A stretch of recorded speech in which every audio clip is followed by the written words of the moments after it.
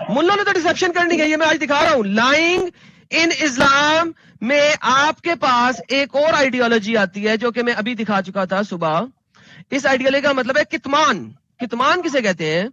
کتمان کہتے ہیں کہ آپ نے ڈسپٹیو طریقے سے آدھی آیات پریزنٹ کرنی ہے, پوری پریزنٹ نہیں کرنی, تاکہ لوگوں کو ڈسیو کیا جائے. ایڈم سیکر کو میں چیلنج کرتا ہوں کہ آئے اور اس حقیقت کو جو اس نے پیش کیا ہے ثابت کر جائے. میں اس آیت قبول کرنے کے لیے تیار ہوں. السلام علیکم دوستو, امید آپ لوگ خیریت سے ہوں گے. میں ہوں عامر حق اور آپ سن رہے ہیں آواز حق. آج بڑی مختصر سی ویڈیو کے ساتھ آپ کی خدمت میں حاضر ہیں. کچھ دن پہلے زید پٹیل صاحب پر ایڈم سیکر جھوٹ کا الزام لگا رہا تھا کہ وہ بائبل کی جھوٹی آیات پیش کر رہے ہیں, جس کو IRPC شاداب بھائی نے بڑے اچھے طریقے سے کلیئر کر دیا. مگر دوسرا مسئلہ اس کے ساتھ یہ ہوا کہ کچھ دن پہلے اس نے ایک سٹریم کی ہے, جس سٹریم میں اس نے یہ دھوکہ دینے کی کوشش کی کہ اسلام میں جھوٹ بولنے کی اجازت ہے. اس سے پہلے کہ ہم آج کی ویڈیو پر بات کریں, آپ سکرین پر 2 پروگرامز دیکھ رہے ہیں. یہ 2 پروگرامز اپنی نوعیت کے ادبھد پروگرام ہیں. ان کو دیکھنا بہت ضروری ہے تاکہ آپ کمپلیٹ پکچر سمجھ سکیں کہ کیوں سناتنی اور عیسائی اسلام پر جھوٹ باندھتے ہیں, پوری دیدہ دلیری کے ساتھ اور پورے دھڑلے کے ساتھ. خیر چلتے ہیں ویڈیو کی جانب. اس نے پروگرام کیا اور اس پورے پروگرام میں یہ ثابت کرنے کی کوشش کی کہ کیوں اسلام میں جھوٹ بولنے کی اجازت ہے, اور مختلف ٹرمنالوجیز کو ایکسپلین کرتا رہے, خود پروفیسر اور PhD ہولڈر بن کے. اس کی ایک ٹرم تھی کتمان, جس کو انہوں نے ایکسپلین کیا, جو کہ ویڈیو کے شروع میں آپ دیکھ چکے ہیں. اس کی طرف اشارہ کرتے ہوئے کہتے ہیں کہ کتمان کہتے ہیں کہ آیتوں میں سے اپنا مقصد نکالنا اور آیتوں کے مختلف ٹکڑوں کو چھوڑ کر من مانی تفسیر پیش کرنا. یہ ان کے بقول ملاؤں کا کام ہے. مگر افسوس آج آپ ایک تیر سے 2 شکار ہوتا دیکھیں گے. نمبر 1, اپنی بائبل پر خود جھوٹ باندھنا, اور نمبر 2, جس چیز کے اوپر اسلام کے خلاف پروگرام کر رہے ہیں اسی سٹریم کے اندر خود وہی کام یہ بائبل کے ساتھ کر رہے ہیں. بتاؤ تو اور بے وفائی کسے کہتے ہیں؟ ہوا کچھ یوں کہ ان کی سٹریم میں ایک مسلمان چلا گیا اور اس نے جا کر بائبل کا ایک کوٹیشن کوٹ کیا, اور اس نے کہا کہ بائبل میں سلیوز کے رائٹ کے بارے میں یہ کچھ لکھا ہے.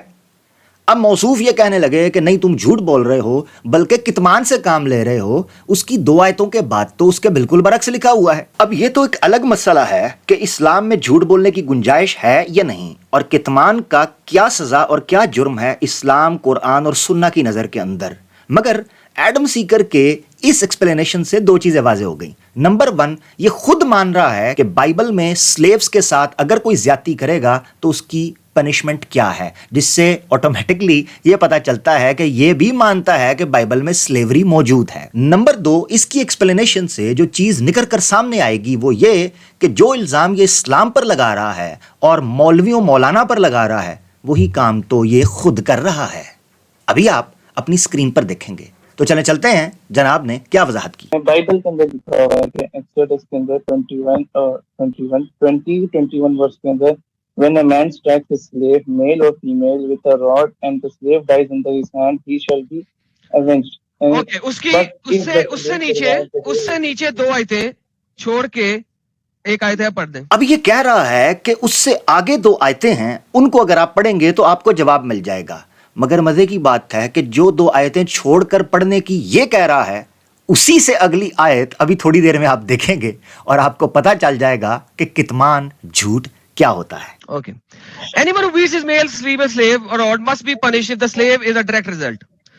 اس کو اگر کسی نے اپنے سلیو کو مارا ہے, ٹھیک ہے, تو اس کو پنشمنٹ کے طور پہ مارا جائے گا. اب ذرا غور کیجئے گا 21 نمبر آیت پڑھتے ہوئے کیسے تیزی سے بڑے کیجول طریقے سے آگے بڑھ کر اگنور کرتا چلا جائے گا, جبکہ اصل قیامت اس کے اندر ہے کہ سلیو 2-3 دن زندہ رہنے کے بعد مرے گا تو کسی قسم کی کوئی سزا نہیں ہے, کیونکہ وہ اس کی پراپرٹی ہے. دیکھیے کیسے کیجولی پڑھ کے آگے بڑھ جاتا ہے. But they are not to be punished if the slave recovers after a day or 2, since the slave is the property. اچھا آگے چلتے ہیں دوستو. یہاں سے اس کے تکیے اور کتمان کا کلائمیکس ہے. آگے چلتے ہیں کیسے آیت کے ایک ٹکڑے کو جمپ کر کے پچھلی سلیو والی آیت کے ساتھ اس کو لنک کر کے کتمان اور تقیے کا کیسے یہ ارتکاب کرتا ہے. آپ خود دیکھیے گا. میں نے کہا تھا کہ آپ نے 2 آیتیں چھوڑنی ہے اس کے نیچے کی 22ویں, اور آپ نے یہ پڑھنی ہے. But if there is serious injury, you are to take life for a life. जी दोस्तों, आपने देखा कि दो आयतें छोड़नी हैं। क्यों? क्योंकि 21वीं आयत के अंदर और 22वीं आयत के अंदर साफ तौर पर लिखा है कि वहां स्लेव की बात ही नहीं हो रही। वहां प्रेग्नेंट औरत के पेट में जो बच्चा है उसके मरने की बात हो रही है, स्लेव की तो बात ही नहीं हो रही। तो क्यों इसने दो आयतों को स्किप करवाकर उस जगह पर गिरना चाहता था जहां ये कितमान और तकिया कर सके? आप देख सकते हैं 21वीं और 22वीं आयत। मगर मजे की बात बताऊं, कान इधर लाएं। मजे की बात यह है कि 26वीं आयत जो स्क्रीन पर खुद ये दिखा रहा है वो इसका पोल खोलने के लिए काफी है, क्योंकि स्लेव की आंख अगर फोड़ी जाएगी तो उसकी सजा मुजरिम की आंख फोड़ना नहीं है, बल्कि स्लेव को आजाद करना है। मजे की बात, तो वो ब्लंडर जो कितमान और तकिए के जरिए ये कर रहा था, ये खुद इसने अपनी स्क्रीन पर दिखा दिया। अब आयतों पर जंप तो करवा सकते हो, मगर पढ़े लिखों को चूना कैसे लगा सकते हो जो स्क्रीन पर देखकर पढ़ना जानते हो? अगर तुमने सीरियस इंजरी दे दी है तो क्या करना है?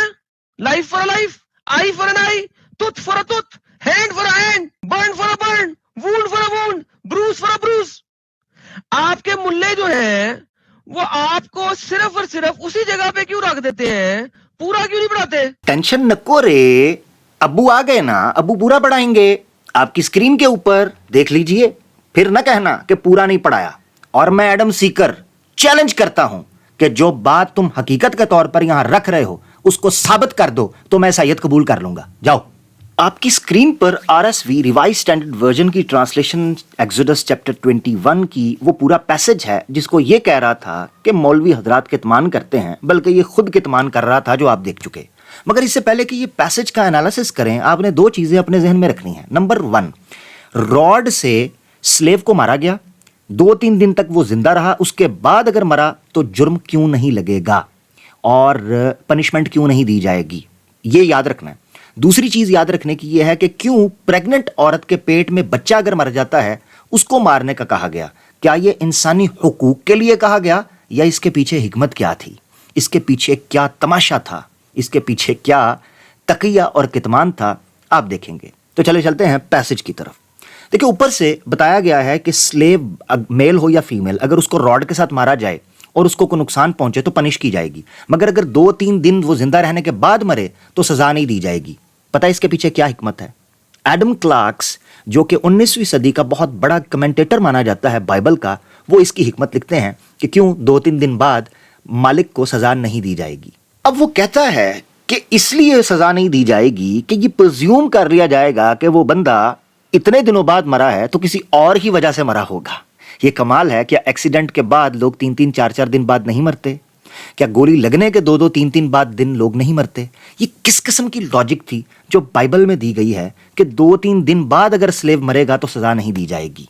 यानी ये ऐसे ही है कि मालिक को प्लानिंग करके स्लेव को ऐसे मारना चाहिए कि सांप भी मर जाए और लाठी भी ना टूटे।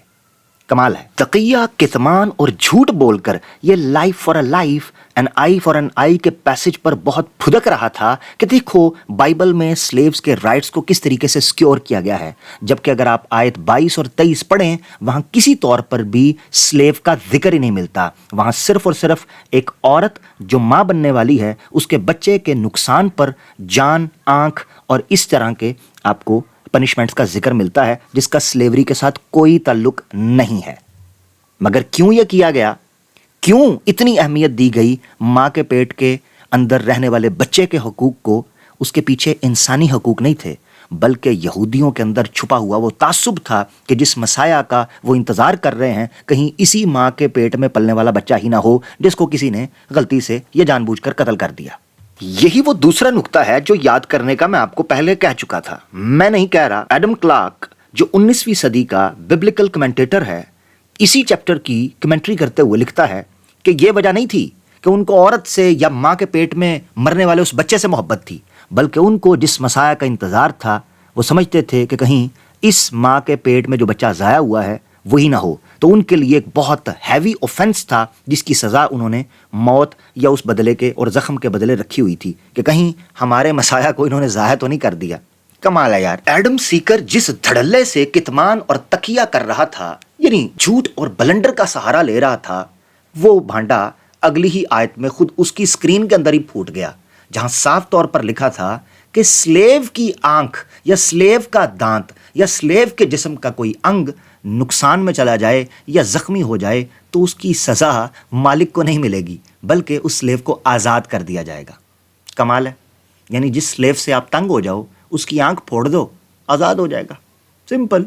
یہ ہے اس کا وہ کتمان جو یہ دوسرے لوگوں کی طرف تھوپتا تھا کہ فلاں شخص نے بائبل کو غلط کوٹ کیا، فلاں شخص نے یہ کہا، جبکہ یہ خود بڑے بڑے بلنڈر لائیو سٹریم کے اندر مارتا ہے، اور ان پروگرامز کے اندر مار رہا ہے جس پروگرام کا ٹائٹل یہ لکھا ہے کہ اسلام میں جھوٹ بولنے کی اجازت ہے، اور خود اسی سٹریم کے اندر یہ بائبل کے اوپر اور اپنے دھرم کو بچانے کے لیے تقیہ، کتمان اور جھوٹ سے کام لے رہا ہے۔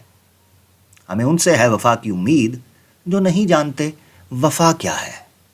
6 گھنٹے کی سٹریم کرنے کا مقصد یہ ہے کہ سپر چیٹ بٹوری جائے، اور کون پڑے گا دیکھے گا کہ اس نے اتنی لمبی سٹریم کے اندر گپ کیا ماری ہے۔ بیٹا ہم چھوڑتے نہیں، ہم پھوڑتے ہیں۔ جس دن سامنے آنے کا دل کیا لائیو سٹریم میں آ جانا، تمہارے دانت بھی کھٹے کر دیں گے اور تمہارے کان بھی لال کر دیں گے۔ فی امان اللہ دوستو، اپنا خیال رکھیں، اللہ